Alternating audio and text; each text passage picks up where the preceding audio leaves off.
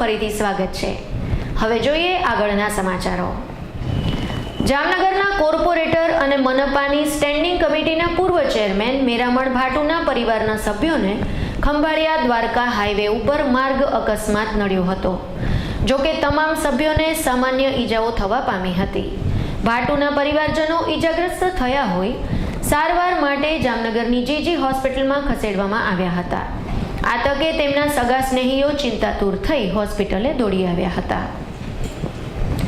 જામનગરના પંચેશ્વર ટાવર પાસેના અજીતનાથ રેસિડેન્સીમાં 506 નંબરના ફ્લેટમાંથી સોનાનું બિસ્કિટ, વીંટી, 3 ચેન, બંગડી, ચાંદીના સિક્કા તથા ₹6000 રોકડા મળીને ₹1,94,000ની માલમત્તાની ચોરી આ ફ્લેટ ધારક સાડીના વેપારી માત્ર 2 કલાક પૂરતા બહાર ગયા હતા તેટલામાં તસ્કર કળા કરી ગયો હોય આ અંગે ફોજદારી દાખલ થઈ છે। જામનગર પાસેના જાંબુડા પાટિયાથી આગળ કાલાવડ તરફના રોડ ઉપરથી ફિલ્મી ઢબે દારૂ ભરેલી કાર પકડાઈ હતી, જ્યારે ચાલક અને સાગરીત કાર મૂકી ફરાર થઈ જવા પામ્યો હતો। જ્યારે જોડિયા પાસેથી પણ દારૂનો જથ્થો લઈને જતા પિકઅપ વેનને પણ પોલીસે થ્રિલર સીન જેવી ઢબે ઝડપી લીધો હતો।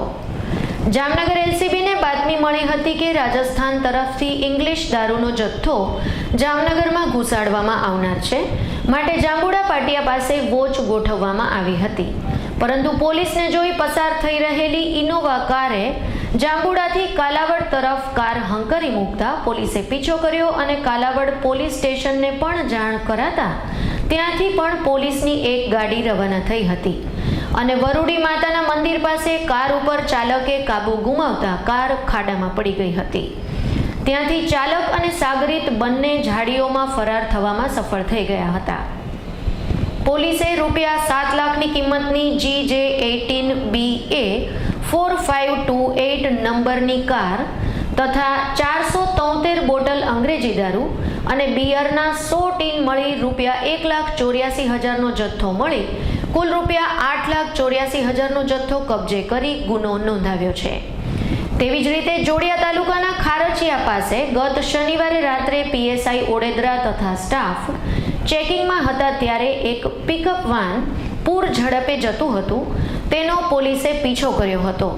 દરમિયાન આ વાહન ટ્રક સાથે અથડાયું હતું તેટલામાં જ તેમાંથી વાહન ચાલક અને શખ્સો તો ગાયબ થઈ ગયા હતા, પરંતુ તે વાનમાંથી ઇંગ્લિશ દારૂની 240 બોટલ તથા 102 બિયર ટીન મળી ₹1,38,000નો જથ્થો કબજે લઈ ગુનો નોંધવામાં આવ્યો હતો। જામનગર એલસીબીએ વધુ એક શખ્સને પિસ્તોલ સાથે ઝડપી લીધો હતો।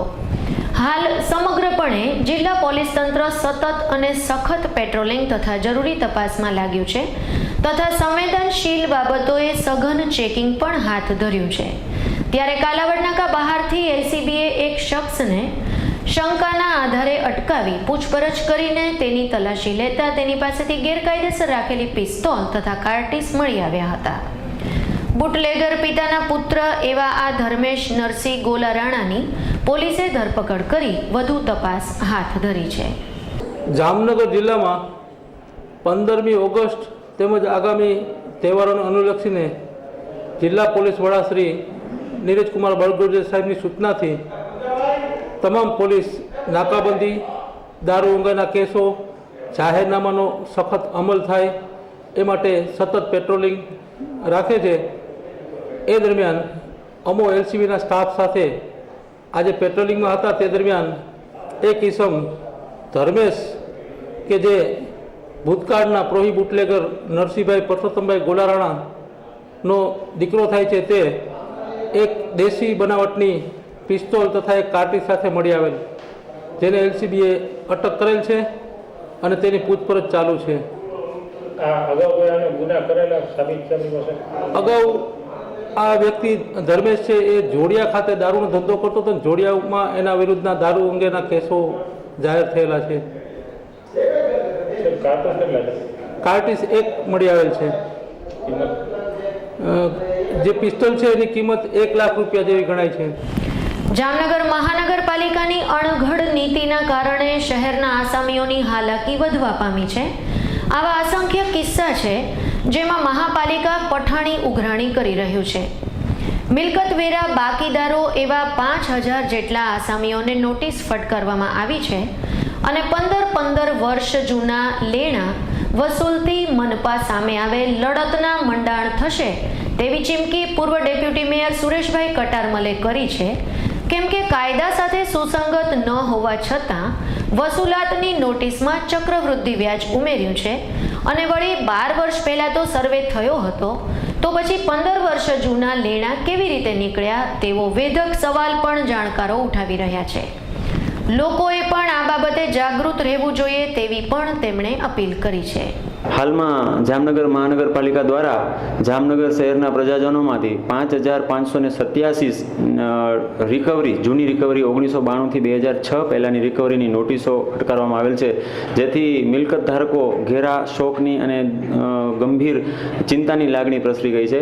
મહાનગરપાલિકાના અને બીપીએમસી એક્ટની જોગવાઈ મુજબ કલમ 141 મુજબ મહાનગરપાલિકાએ નિયત સમયમાં મિલકત ધારકોને બિલ બજાવવાનું હોય છે અને એ બિલ બજાવ્યા બાદ 30 દિવસમાં મિલકત ધારકોએ બિલનું જો ન ચૂકવે તો એના ઉપર પેનલ્ટી લાગી શકે છે.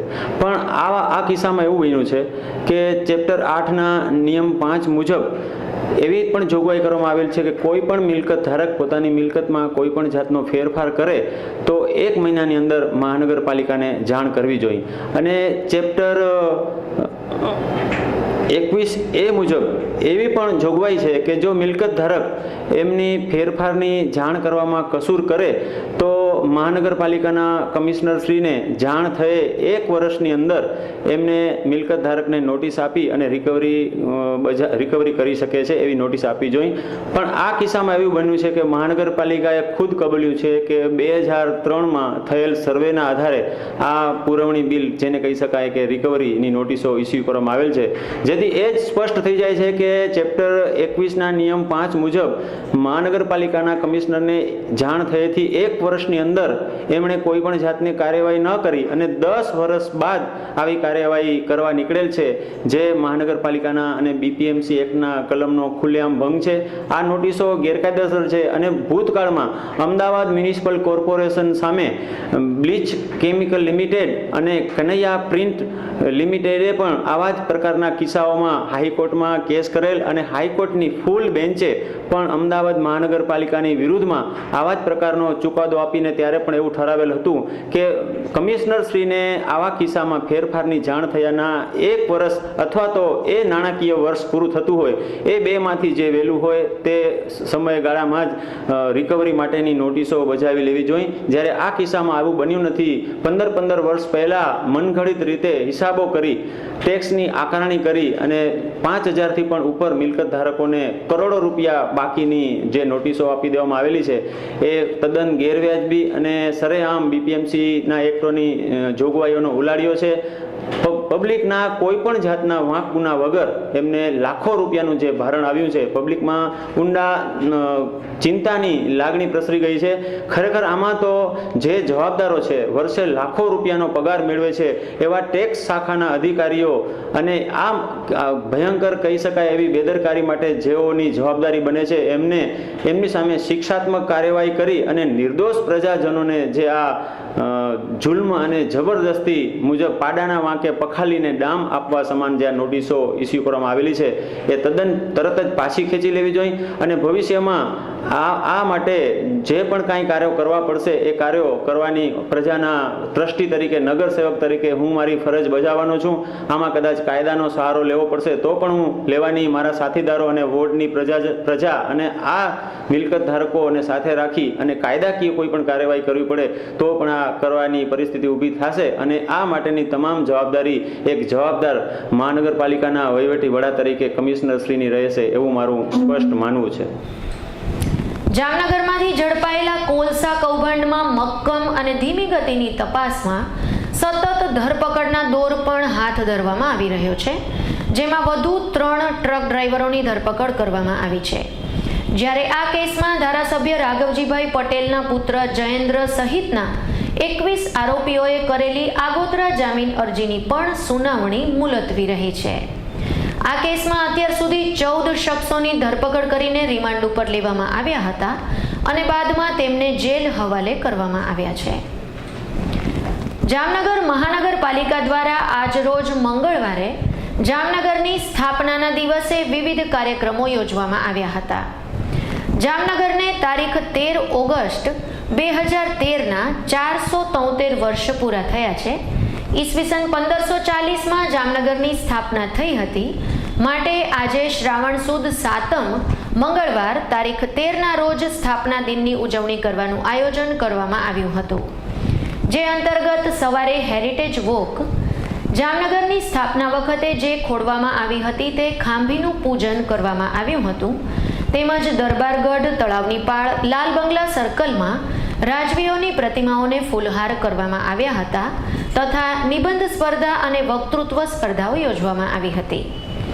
ઉલ્લેખનીય છે કે હાલાર નામથી જાણીતા આ પ્રદેશની સ્થાપના બાદ જ્યારે રાજધાની નાગેશ બંદરે ખસેડવામાં આવી ત્યારથી નવાનગર સ્ટેટ તરીકે નામ મળ્યું હતું.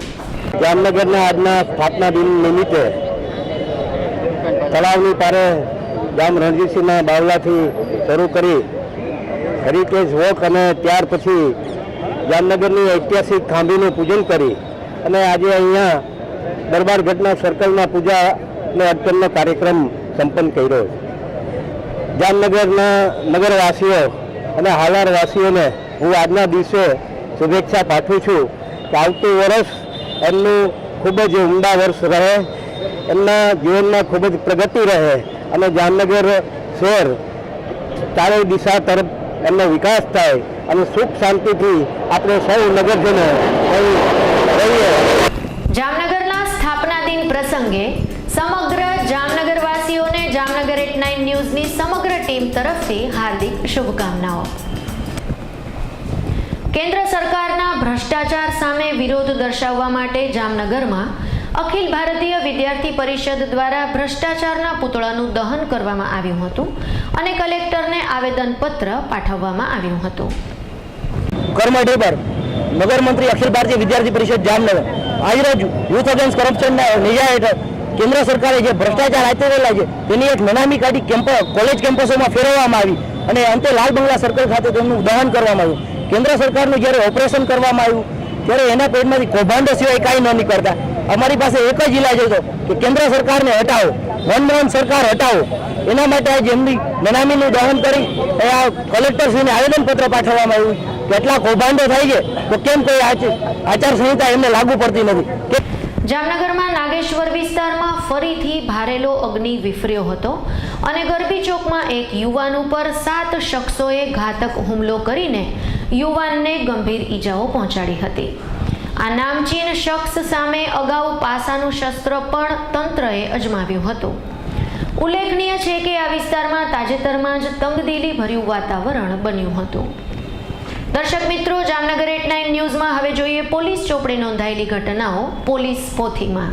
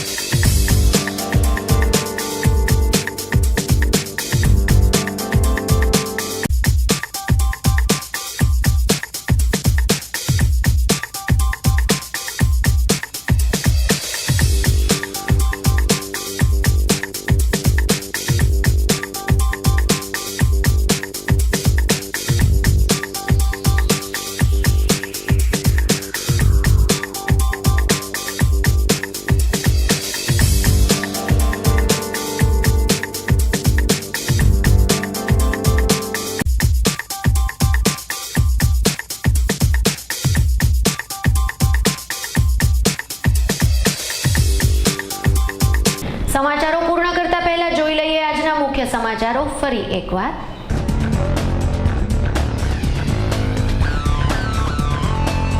જામનગરના સ્થાપના દિવસની દબદબાભેર ઉજવણી. ખાંભી પૂજન, હેરિટેજ વોક, રાજવીઓની પ્રતિમાઓને ફૂલહાર. જામનગરમાં શ્રાવણી સોમવારના ઘૂઘવતો ભક્તિ સાગર. શિવાલયો હર હર ભોલેના નાદથી ગુંજ્યા. દ્વારકાના દરિયામાં ગેરકાયદેસર ફરતી બોટ. 12 શખ્સોની ધરપકડ. જિલ્લાભરમાં હાઈ એલર્ટ. પ્રદર્શન ગ્રાઉન્ડમાં શ્રાવણી મેળાનું વિધિવત ઉદ્ઘાટન. સલામતીના મુદ્દે તકેદારીની અપેક્ષા.